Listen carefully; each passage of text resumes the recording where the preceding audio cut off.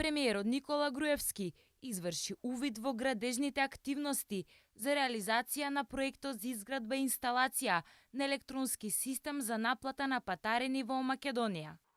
Вкупната инвестиција на проектот изнесува 18 милиона и 700 илјади евра, од кои 2 милиона и 800 илјади евра се обезбедени од буџетот на Република Македонија, а преостанатите средства се обезбедени со подршка од Европската банка за обнова и развој. Новата наплатна станица кај Демир Капија ќе има 8 сообраќајни ленти за наплата, а кај Гевгелија ќе биде со 10 ленти.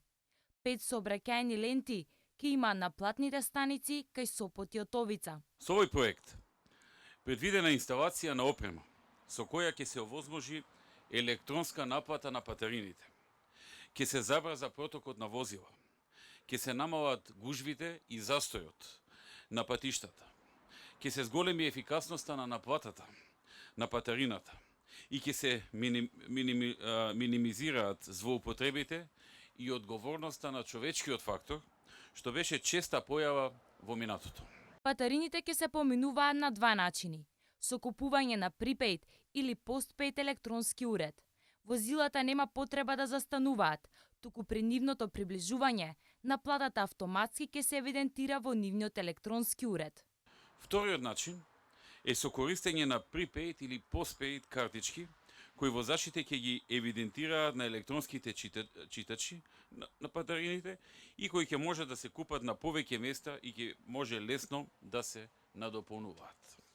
Реализацијата на овој проект ќе придонесе за нудење на поквалитетни услуги на македонските автопатишта. Започнуваме од патарината Романовце, бидејќи оваа наплатна станица е најтесното грво, особено во летните месеци кога имаме зголем прилив на странски граѓани кои минуваат транзит низ нашата земја.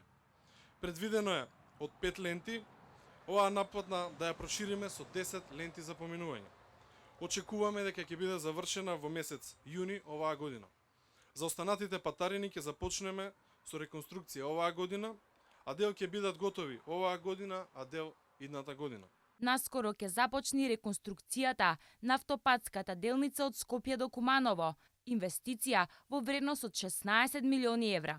Оваа година покрај изградбата на новите автопати и регионални патишта, кои веќе ги рехабилитираме, ќе започнеме и со реконструкција на уште 6 регионални патишта и изградба на 5 нови експресни патишта со вкупна должина од 168 километри и инвестиција од околу 373 милиони евра.